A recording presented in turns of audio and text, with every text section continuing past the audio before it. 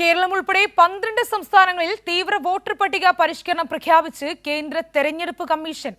നടപടിക്രമങ്ങൾ ഇന്ന് അർദ്ധരാത്രിയോടെ ആരംഭിക്കും. ഡിസംബർ 9-ന് കരട് വോട്ടർ പട്ടികയും അടുത്ത വർഷം ഫെബ്രുവരി 7-ന് അന്തിമ പട്ടികയും പ്രസിദ്ധീകരിക്കുമെന്നും കമ്മീഷൻ അറിയിച്ചു.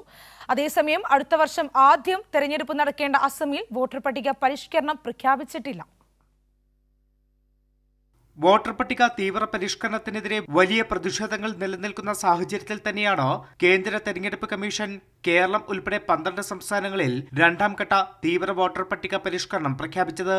വോട്ടർ പട്ടിക ശുദ്ധീകരിക്കുന്നതിനാണ് വോട്ടർ പട്ടിക പരിഷ്കരണമെന്ന് പറഞ്ഞ മുഖ്യ തെരഞ്ഞെടുപ്പ് കമ്മീഷണർ ജ്ഞാനേഷ് കുമാർ ബീഹാർ തീവ്ര വോട്ടർ പട്ടിക പരിഷ്കരണം വിജയകരമെന്നും കൂട്ടിച്ചേർത്തു. വോട്ടർ പട്ടിക തീവ്ര പരിഷ്കരണ നടപടികൾക്ക് ഇന്ന് അർദ്ധരാത്രി മുതൽ തുടക്കമാകും. നാളെ മുതൽ അടുത്ത മാസം 3 വരെ ബൂത്ത് ലെവൽ ഓഫീസർമാർക്ക് പരിശീലനം നൽകും.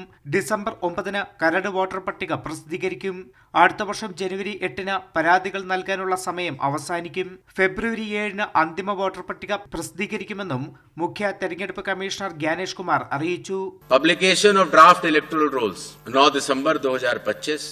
क्लेम्स एंड ऑब्जेक्शंस का पीरियड 9 दिसंबर 2025 से लेकर 8 जनवरी 2026 और फाइनल इलेक्टोरल रोल्स 7 फरवरी 2026 को प्रकाशित किए जाएंगे. ആൻഡമാൻ നിക്കോബാർ, ഛത്തീസ്ഗഡ്, ഗോവ, ഗുജറാത്ത്, കേരളം, ലക്ഷദ്വീപ്, മധ്യപ്രദേശ്, പുതുച്ചേരി, രാജസ്ഥാൻ, തമിഴ്നാട്, ഉത്തർപ്രദേശ്, പശ്ചിമ ബംഗാൾ എന്നീ സംസ്ഥാനങ്ങളിലാണ് തീവ്ര വോട്ടർ പട്ടിക പരിഷ്കരണം പ്രഖ്യാപിച്ചത്.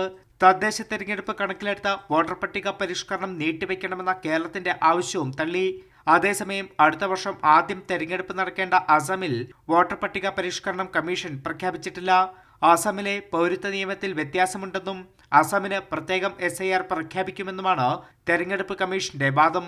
കൈരളി ന്യൂസ്, ദില്ലി.